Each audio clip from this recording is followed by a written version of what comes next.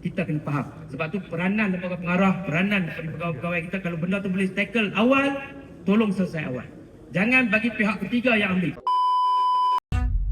Dalam kita berorganisasi, tuan-tuan dan sekalian, tanggungjawab kita berpersatuan setiap tahun mesti ada mesyuarat agung. Dan kita di bawah Lembaga Kementerian Kemanusiaan ini sebagai pendaftar kepada PNK, tanggungjawab PNK dalam menghadapi krisis, menghadapi masa depan yang belum tentu lagi dalam tempoh 2 tahun, kita tak tahu.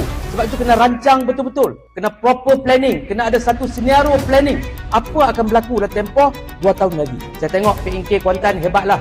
Tadi pengurusi beritahu PNK Jaya hebatlah. Bukan setakat PNK Jaya, pengurus dia pun pengurusan terbaik. Tapi ini semua bergantung pada semua lembaga pengarah dan ahli. Bukan hanya pengurus tu boleh buat kerja tanpa bantuan lembaga pengarah. Dan lembaga pengarah pun kena buat kerja dapat mandat daripada ahli. Dan of course, pengarah negeri pun kena ambil peranan support kepada rakyat. Bukan setakat Kuantan dan Haidar, semua PNK kawasan, semua pengarah negeri kena ambil tanggungjawab. Jadi hari ni PNK Kuantan berjaya. Keuntungan pun saya tengok hebat juga. Jadi tuan-tuan sekalian, kita faham dalam persatuan, bila sampai satu masa kena pilih lembaga pengarah baru. So, saya nak maklumkan tuan-tuan sekalian, kalau boleh kita tahu tak apakah kekuatan persatuan nelayan?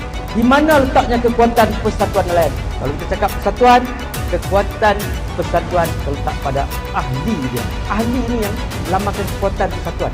Kita tak nak dari segi jumlah, bukan kuantiti, tapi kualiti ahli. Bila tuan-tuan diundang sebagai ahli untuk hadir ke mesyuarat, orang kata apa, kualiti itu perlu ada. Kita bangkitkan isu ke, usul ke semua, bukan untuk kepentingan peribadi, tapi untuk kepentingan persatuan nelayan. Inilah yang dikatakan kekuatan persatuan. Jadi tuan-tuan ada platform yang betul hari ini, bersidang elok. Boleh tanya soalan, boleh bagi cadangan, boleh bagi pandangan, tapi bukan atas faktor peribadi. Dia nak atas kepentingan persatuan. Jadi dalam menguruskan persatuan ni, sosial ahli kena ambil jaga. Tapi di samping itu, perniagaan dia kena buat untuk dapat keuntungan, untuk bantu ahli. Kalau nampak, kalau kita boleh buat perniagaan yang boleh bagi bahan input pada nelayan, buat paper betul-betul, kaji betul, boleh buat, teruskan. Sebab perniagaan ni is diversion. Dia kena ada divert macam-macam perniagaan.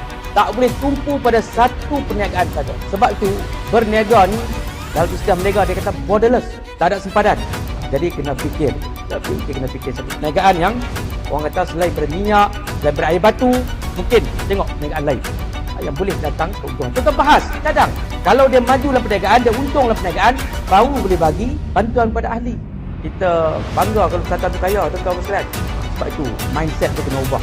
Lembaga pengarah yang dilantik, yang dipilih jadi lembaga pengarah, dia kena fikir macam mana kita nak bawa satu layan ni ke arah yang lebih hebat lagi. Jadi, kena set mindset kita kena hadapi. Yang di dalam istilah perniagaan atau dalam istilah industri dia panggil scenario planning. Kita kena ada satu planning untuk berlaku kalau ada apa-apa, ini berlaku apa kita kena buat. Plan A, plan B. Kita kena ada satu scenario planning.